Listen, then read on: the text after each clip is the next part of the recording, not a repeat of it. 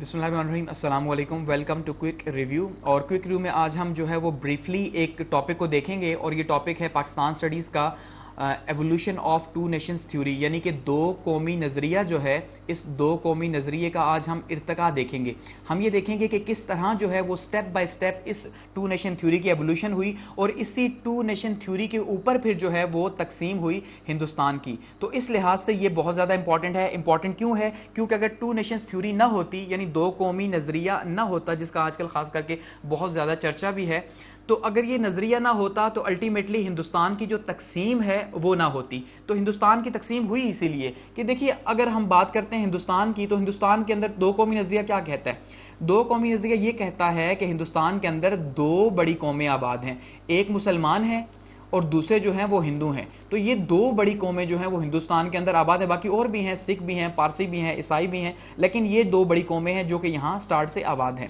Start سے تو ہندو ہی تھے، اس کے بعد پھر مسلمان ہوئے لوگ آہستہ آہستہ۔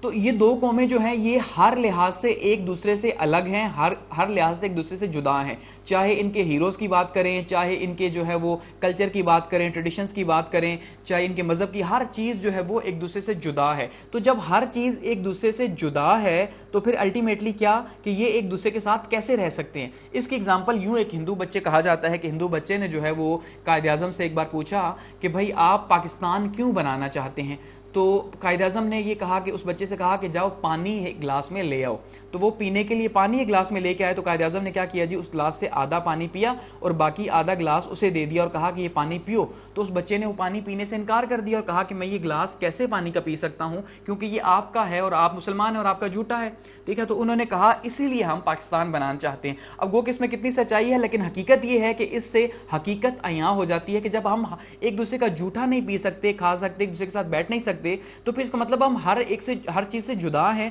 تو ہم دو الگ قومیں ہیں، تو دو الگ قومیں ایک ہندوستان کے اندر کیسے رہ سکتی ہیں؟ تو اسی کو دو قومی نظریہ کہا جاتا ہے۔ اب یہ دو قومی نظریہ ایک دم سے نہیں آیا، کہ ایسا نہیں ہے کہ 1947 میں ہی کہہ دیا گیا کہ دو قومی نظریہ آ گیا، بلکہ یہ سٹیپ بائی سٹیپ جو ہے وہ پروان چڑھا، اور وہ پروان چڑھنا جو ہے اسی کو ارتقا کہا گیا، اسی کو ایولیوشن کہا گیا۔ تو اس کے اوپر ہم بات کرتے ہیں۔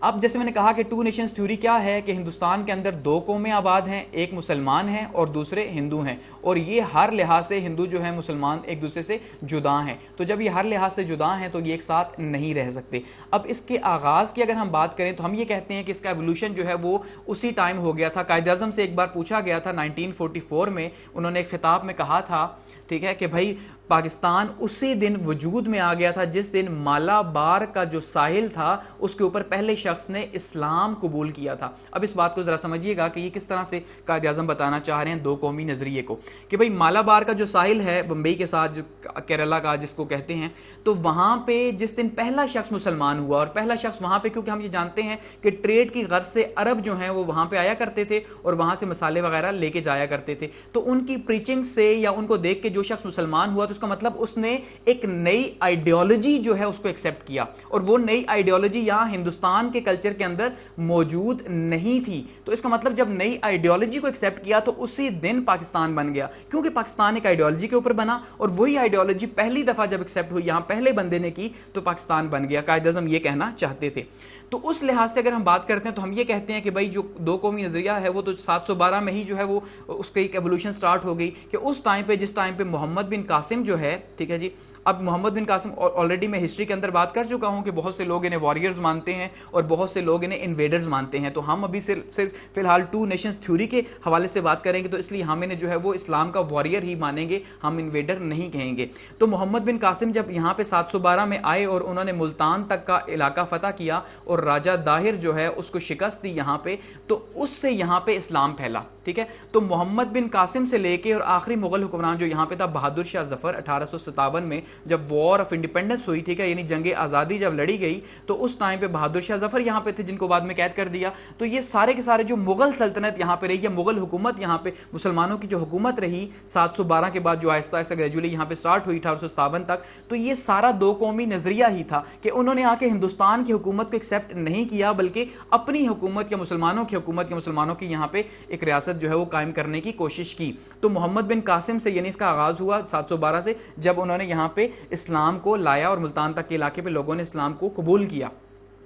اس کے بعد ہم یہ دیکھتے ہیں محمد بن قاسم کے بعد محمود غزنوی آتے ہیں, ٹھیک ہے جی, اور محمود غزنوی بھی اسلام کا نام لے کے یہاں پہ حملے کرتے ہیں. اس کے بعد ہم دیکھتے ہیں جی شہاب الدین غوری آتے ہیں, وہ بھی اسی نام کے اوپر جو ہے وہ آ کے یہاں پہ حملے کرتے ہیں. اس کے بعد یہاں پہ پھر دہلی سلطنت خاص کر کے بنتی ہے, اور 1206 کے اندر جو ہے وہ دہلی سلطنت بنتی ہے, اور 1206 سے 1526 تک یہاں پہ دہلی سلطنت رہتی ہے. اور یہ ساری دہلی سلطنت جو ہے جس کے اندر مختلف ڈائنسٹیز یہاں پہ حکومت کرتی رہیں, وہ ساری اسلام کے نام کے اوپر ہی حکومت کرتی رہی ہیں. تو اس کا مطلب یہ ہے کہ اگر وہ اسلام کے نام کے اوپر ہندوستان میں ہندوؤں کے ملک میں آ کے حکومت کرتی رہیں, اور ساتھ ساتھ اس کے پیرل جو ہے وہ جو صوفیاء کرام تھے, جو اللہ والے تھے, جو صوفی لوگ تھے, ان کی وجہ سے یہاں پہ اسلام پھیلتا چلا گیا. تو یہ دو قومی نظریے کا ایوولوشن ہی تھا کہ دیکھیے جب اگر وہ یہاں پہ آ کے حکومت کر رہے ہیں اور یہاں پہ ایکسیپٹنس ہی نہیں ہے ان کی حکومت کی, یعنی یہاں پہ مسلمان ہی نہیں ہے, تو وہ حکومت کیسے کریں گے؟ اس کا مطلب یہاں پہ مسلمان بنانا لوگوں کو بہت ضروری ہے تاکہ ان کے ماننے والے یہاں پیدا ہوں, تاکہ یہاں پہ وہ حکومت سموتھلی کر سکیں. تو اس کا مطلب جب دہلی سلطنت آئی یا یہ جو باقی واریئرز آئے, تو اس سے یہاں پہ اسلام جو ہے وہ پھیلنا شروع ہو گیا. اور ساتھ ساتھ جو صوفیاء کرام آئے, ٹھیک ہے, انہوں نے جیسے بہاؤالدین زکریا جو ہے آئے, یا داتا سرکار آئے, علی حجویری رحمۃ اللہ علیہ, ٹھیک ہے, بختیار کاکی رحمۃ اللہ علیہ آئے. تو اس طرح بہت سے صوفیاء جو ہے یہاں پہ آئے, تو انہوں نے یہاں پہ کیا کیا جی, اسلام کی پریچنگ کی, اور اسلام پھیلتا گیا, اور یہ دو قومی نظریہ مزید بڑھتا گیا, یعنی دو قومیں تقسیم ہوتی گئی, مزید ہر اگلے لمحے وہ تقسیم ہوتی گئی. اس کے بعد پھر کیا ہوا, 1857 سے 1526 سے 1857 تک مغل امپائر رہی. اس کے بعد پھر ایسٹ انڈیا کمپنی آ گئی, یعنی کہ 1600 میں جو ہے وہ ہم نے دیکھا کہ ایسٹ انڈیا کمپنی آئی, جس کے اوپر آلریڈی میں بات کر چکا ہوں ہسٹری کے اندر, اس لیے ڈیٹیل میں نہیں جاؤں گا. تو ایسٹ انڈیا کمپنی آئی, اور اس نے کیا کیا جی, وہ جو دو قومی نظریہ تھا اس کو یہاں پہ کچھ دبا لیا. اب اس نے دبایا کیسے, سوال یہ ہے, کیونکہ ایسٹ انڈیا کمپنی کے لیے نہ تو مسلمان جو ہے وہ اہم تھے, نہ ان کے لیے ہندو اہم تھے, ٹھیک ہے. انہوں نے یہاں پہ ہندوستان کے اوپر حکومت کرنی تھی, تو انہوں نے مسلمانوں اور ہندوؤں کو ایک ہی ساتھ تولا, ٹھیک ہے, ایک ہی ساتھ تولا. اس کا مطلب یہ ہے کہ یہ دونوں جو ہے وہ مظلوم بن گئے, اور ایسٹ انڈیا کمپنی یہاں پہ ڈیوائڈ اینڈ رول کرتی رہی. اور اس کے بعد جو تاج برطانیہ کے پاس جو ہے 1858 میں یہ سارے کا سارا کنٹرول چلا گیا 1858 کے ایکٹ کے تحت, تو تب بھی انگریزوں کی یہاں حکومت رہی. تو یہ یہاں دو طبقے پستے ہی رہے, اور ڈیوائڈ اینڈ رول کی گیم چلتی ہی رہی. تو یہاں پہ یہ جو ایک دو قومی نظریہ تھا, اس کو یہاں پہ کوئی سٹاپ بھی ملا, لیکن یہاں پہ اس کو ایک پریشر بھی ملا 1858 کے بعد. کہ پریشر یہ ملا کہ جب مسلمانوں نے یہ دیکھا کہ بھائی یہ سارے کا سارا جو پریشر ہے, یا جو ساری سپورٹ ہے خاص کر کے انگریزوں کی, وہ ساری سپورٹ ہندوؤں کو ہے, اور خاص کر کے 1857 کی جو جنگ آزادی تھی اس نے بہت کچھ یہاں پہ جو ہے وہ بدلا. کیونکہ 1857 کی جنگ آزادی کا جو سارا الزام تھا وہ لگایا گیا مسلمانوں کے اوپر, اور کہا گیا کہ مسلمان جو ہیں وہ رسپانسبل ہیں اس وار آف انڈیپینڈنس کے. حالانکہ سارے ٹاپ کے جو لیڈرز تھے وہ سارے ہندو تھے اس میں, ٹھیک ہے, گو کہ مسلمان بھی شامل تھے, لیکن ٹاپ کے لیڈرز ہندو تھے, لیکن الزام مسلمانوں پہ لگایا گیا. اور اس کے بعد جو ہے پھر سر سید جو ہے وہ اس کو آگے لے کے چلے, اور سر سید نے پہلے تو انہوں نے دونوں قوموں کے لیے کام کیا, مسلمانوں اور ہندوؤں دونوں کے لیے, لیکن اس کے بعد سر سید نے پھر سارا فوکس جو ہے وہ مسلمانوں کے اوپر رکھا, ان کی تعلیم و تربیت کے اوپر رکھا. کیونکہ سر سید سمجھتے تھے کہ جب تک مسلمان جو ہے وہ تعلیم حاصل نہیں کریں گے تب تک یہ اپنے پاؤں پہ کھڑے نہیں ہو سکتے, اور جب تک اپنے پاؤں پہ نہیں کھڑے ہو سکتے تب تک یہ اپنے رائٹس جو ہے وہ نہیں لے سکتے. اس لیے جو وار آف انڈیپینڈنس تھی, یعنی یہ جنگ آزادی تھی, یہ ہندوستان کی تاریخ میں بہت اہمیت کی حامل ہے, اور دو قومی نظریے میں بھی اس نے بہت رول پلے کیا. کہ وہ جو پچھلے 100 سال سے انگریزوں کے نیچے حکمرانی اب ہو رہی تھی, اور انگریزوں کے نیچے مسلمان اور ہندو ایک ہو چکے تھے, اور شاید وہ اب یہ انہوں نے سوچنا چھوڑ دیا تھا کہ ہم جو ہے وہ الگ الگ ہیں, جدا ہیں ایک دوسرے سے. لیکن اب یہاں پہ جب سارے کا سارا الزام مسلمانوں کے اوپر آیا وار آف انڈیپینڈنس کا, تو پھر سے مسلمان حکمرانوں کو اور مسلمان لیڈرز کو سوچنے کا موقع ملا کہ ہمیں مسلمانوں کے لیے کچھ کرنا پڑے گا, کیونکہ مسلمان یہاں پہ جدا قوم ہے, ٹھیک ہے. تو وار آف انڈیپینڈنس کے بعد جو ہے وہ پوری ایک تحریک بلڈ ہوئی مسلمانوں کو, خاص کر کے سر سید نے اس میں بہت زیادہ جو ہے وہ رول پلے کیا.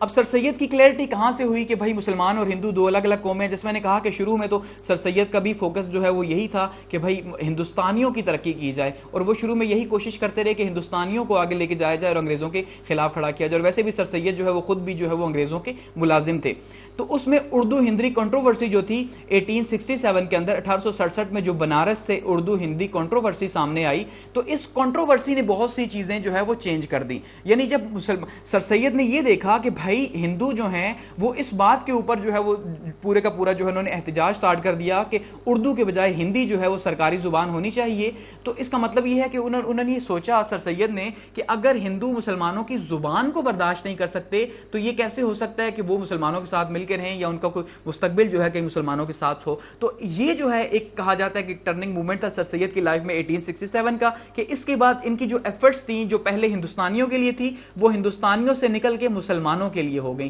کہ اس کے بعد انہوں نے مسلمانوں کے لیے زیادہ فوکس کیا اور مسلمانوں کو اپ لفٹ کرنے کے لیے انہوں نے اپنی جو ہے وہ ساری کی ساری کوششیں کی, پولیٹیکلی, سوشلی اور ایجوکیشنل موومنٹ جو انہوں نے رن کی سر سید نے. تو یہاں سے ایک ٹرننگ پوائنٹ ہوا. تو یہ جو ایوولوشن تھی یعنی دو قومی نظریے کی, یہاں سے سر سید کے سامنے بھی آئی, اور یہ بھی مانا جاتا ہے کہ سر سید پہلے ہندوستانی لیڈر تھے جنہوں نے دو قومی نظریہ جو ہے وہ اس کو قبول کیا یا اس کو پیش کیا. گو کہ پیش تو نہیں کیا لیکن قبول ضرور کیا. قبول اس طرح کیا کہ وہ ایکسیپٹ کر گئے کہ مسلمانوں کے لیے کام کرنا ہے, اس لیے کہ مسلمان ہندوؤں کے ساتھ کبھی بھی نہیں رہ سکتے, کیونکہ ہندو تو مسلمانوں کی زبان کو بھی قبول نہیں کرتے. تو یہاں سے ان کی پہلی یعنی ایکسیپٹنس آئی, اور ہم یہ کہہ سکتے ہیں کہ سر سید نے دو قومی نظریہ سب سے پہلے دیا. اس کے بعد سر سید کے پلیٹ فارم سے ہم نے دیکھا کہ جو انہوں نے ایجوکیشنل موومنٹ بلڈ کی ہوئی تھی, محمدن ایجوکیشن جو تھی, اس کے تھرو جو ہے پھر مسلم لیگ جو ہے وہ آگے بنائی گئی 1906 کے اندر. انہی کی یعنی کہ سر سید اگر وہ فاؤنڈیشن نہ بلڈ کرتے, ایجوکیشنل موومنٹس نہ لے کے جاتے, ٹھیک ہے, تو اس کے نتیجے کے طور پہ کیا ہے, مسلم لیگ نہ بن پاتی, اور جب مسلم لیگ نہ بن پاتی تو مسلم لیگ ہی پاکستان کے بننے کا سبب بنی. تو الٹیمیٹلی ہم یہ کہہ سکتے ہیں کہ سر سید کی وجہ سے جو ہے وہ پاکستان بنا. ٹھیک ہے, کہ سر سید نے کیا کیا جی, سر سید نے پلیٹ فارم دیا, اس پلیٹ فارم سے مسلم لیگ بنی, اور مسلم لیگ نے کیا کیا, پاکستان حاصل کیا. تو 1906 میں پھر جب مسلم لیگ بنی, اور اس سے پہلے ہندوستان میں 1885 کے اندر جو ہے وہ کانگریس بن چکی تھی. ٹھیک ہے, 1885 میں کانگریس بنی, اور کانگریس اس دعوے کے ساتھ بنی تھی کہ بھائی ہم مسلمانوں اور ہندوؤں کی یعنی پورے ہندوستانیوں کی ہم ایک سیاسی جماعت ہیں. لیکن جب انہوں نے مسلمانوں نے یہ دیکھا کہ 1885 کے بعد سے 1906 تک جو ہے کوئی بھی مسلمانوں کے لیے خاطر خواہ یہاں کام نہیں کیا گیا, تو اس کا مطلب یہ ہے کہ پھر مسلمان یہ سوچنے پہ مجبور ہو گئے کہ بھئی یہ جو کانگریس ہے یہ مسلمانوں کی نہیں بلکہ یہ ہندوؤں کی جماعت ہے. ٹھیک ہے, تو اس وجہ سے پھر مسلمانوں نے 1906 میں اپنا ایک پلیٹ فارم بنانا چاہا. گو کہ اس مسلم لیگ کا جو مقصد تھا, یا جسے ہم کہتے ہیں مسلم لیگ کے ابتدائی مقاصد جو تھے, وہ ہرگز آزادی حاصل کرنا یا تحریک چلانا نہیں تھے, بلکہ وہ اس کا مقصد صرف ایک ہی تھا کہ جو انگریز ہیں ان انگریزوں کے بیچ میں ایک سافٹ کارنر پیدا کرنا مسلمانوں کے لیے. ٹھیک ہے, یعنی انگریزوں کی جو غلط فہمیاں پیدا ہو چکی ہیں مسلمانوں سے, اور مسلمانوں سے دور رہتے ہیں, اور ان کو جو ہے مسلمانوں کے قریب لانا اس کا مقصد تھا. جو کہ پھر 1908 میں جو کہ بیسک مقاصد جو مسلم لیگ نے چینج کیے, تو انہوں نے پھر کہا کہ بھئی اب ہم پالیٹکس میں بھی آئیں گے اور اب ہم جو ہے وہ آگے بھی بڑھیں گے. تو 1908 میں چینجنگ ہوئی یہاں پہ. تو اس کا مطلب مسلم لیگ جو بنائی گئی تو یہ ایک بہت بڑا سٹیپ تھا کہ جو صرف مسلمانوں کے لیے اٹھایا گیا. ٹھیک ہے, جو صرف مسلمان قوم کے لیے اٹھایا گیا کہ یہ مسلم لیگ ہے, یہ مسلمانوں کے لیے ہے. گو کہ اس کو اس ٹائم پہ کامیابی بالکل نہیں ملی, لیکن یہ ہے کہ ایک نام جو ہے وہ رکھ دیا گیا. اس کے بعد یہ سٹیپ بائی سٹیپ اسی طرح سے یہ پروسیس آگے بڑھتا رہا. اس کے بعد بھی کافی سارے جو ہے یہاں پہ ہمیں سٹیپس دیکھنے کو ملے, لیکن جو اس میں ایک اور جو ہم نے تعصب دیکھا, وہ ہم نے اگلا تعصب جو دیکھا وہ 1928 میں دیکھا, نہرو رپورٹ کے اندر.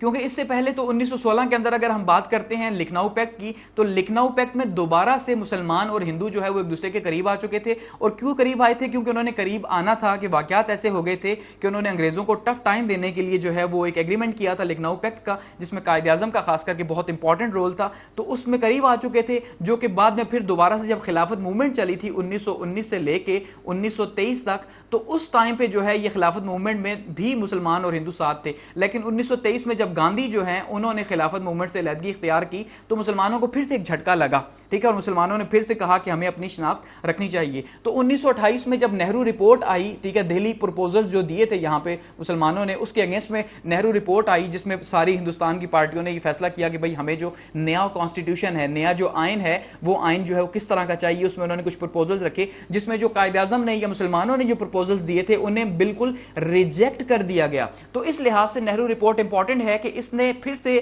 تعصب شو کیا یا تعصب بتایا مسلمانوں کے لیے کہ بھائی ایسی کوئی بھی چیز ہم ڈیمانڈ نہیں کریں گے جو مسلمانوں کے حق میں ہو, بلکہ ہم وہ ڈیمانڈ کریں گے جو ہندوؤں کے حق میں ہو, یا خاص کر کے ہندوستانیوں کے حق میں. وہ کہتے تھے لیکن میجورٹی تو ہندوؤں کی تھی, تو الٹیمیٹلی انہیں فائدہ ہونا تھا. پھر اسی کے اگینسٹ میں پھر قائد اعظم نے کیا کیا جی, 1929 میں اپنے جو ہے وہ 14 پوائنٹس دیے تھے, فیمس 14 پوائنٹس, کہ بھئی کوئی بھی کانسٹیٹیوشن ہم ایسا ایکسیپٹ نہیں کریں گے جس میں یہ 14 پوائنٹس جو ہے شامل نہیں کیے جاتے. کیونکہ پھر اب گیم کھل کے سامنے آ رہی تھی اوبیسلی کہ اب انہوں نے اگر ہندوؤں کے لیے ایفرٹ کرنی تھی کانگریس نے, تو مسلم لیگ نے جو ہے پھر ایفرٹ کرنی تھی کس کے لیے جی, مسلمانوں کے لیے. تو پھر جو ہے انہوں نے آگے جو ہے پروسیس کو بڑھایا اور آگے لے کے گئے اس سارے پروسیس کو.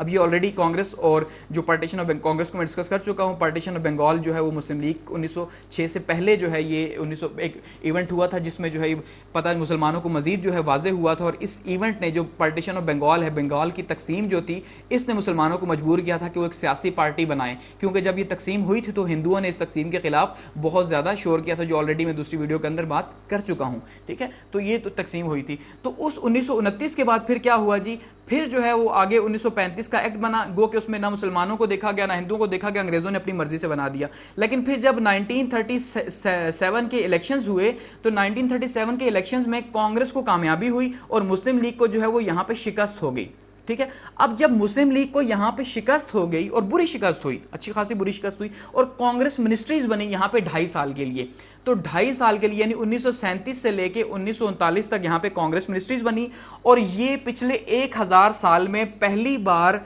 हिंदुओं को जो है हम ये कह सकते हैं कि मौका मिला मुसलमानों के ऊपर जो है वो हुकूमत करने का। क्योंकि आप अगर देखिए तो यहां पे जो दिल्ली सल्तनत है वो शुरू हुई थी 1206 के अंदर, उससे पहले भी जो है वो मोहम्मद बिन कासिम भी आ चुके थे, और पूरे हिंदुस्तान के ऊपर कभी भी हिंदुओं को मौका नहीं मिला था कि मुसलमानों के ऊपर जो है वो हुकूमत करते, क्योंकि 1206 से पहले तो मुसलमान भी इतने ज्यादा नहीं थे और इलाके भी इतने ज्यादा नहीं थे, तो अब तो मुसलमान जो है वो आधे हिंदुस्तान में फैल चुके थे। तो 1206 के बाद हम ये कह सकते हैं कि पहली बार जो है इनको 1937 के अंदर मौका मिला मुसलमानों के ऊपर रूल करने का, और उन्होंने इसका भरपूर फायदा उठाया कि इन्होंने जो एट्रोसिटीज की इन 2.5 सालों में, जो मजालिम ढाए मुसलमानों के ऊपर, हर तरह की तकलीफें दी, उससे मुसलमानों को मजीद जो है वो एक जोश और वलवला मिला, जो कि 1940 की जो लाहौर रेजोल्यूशन उन्होंने पास की थी मंटो पार्क के अंदर, उसमें हमें देखने को मिला कि इतनी बड़ी तादाद में जो वहां पर मुसलमान इकट्ठे हुए, और वो सिर्फ उन्होंने एक डिमांड की लाहौर रेजोल्यूशन की कि भाई हमें एक सेपरेट कंट्री चाहिए, हमें जो है वो एक अलग मुल्क चाहिए। तो अलग मुल्क की जो डिमांड फर्स्ट टाइम की गई हिस्ट्री के अंदर वो 1940 में की गई। तो वो जो दो कौमी नजरिए का इर्तिका था, अब वो यहां तक पहुंच चुका था कि पहले आहिस्ता आहिस्ता आहिस्ता उसका आगाज हुआ,